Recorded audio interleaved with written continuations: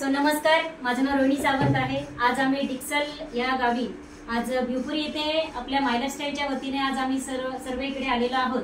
आणि सर्वप्रथम आज सगळे मॅनेजमेंट जसं पाहायला गेल्यानंतर थँक्स बोलेल अभिषेक साखरे सर, आदिती साखरे मॅडम यांना की आज त्यांच्यामुळे आज एक सुंदर रिझल्ट आज माय लाईफस्टाईलच्या वतीने जो काही चाइल्ड इश्यूच्या संदर्भात आहे पीसीओडी ह्याच्यावरती सुंदर रिझल्ट आज आम्ही या बुंदाटे फॅमिलीमध्ये काढलेला आहे।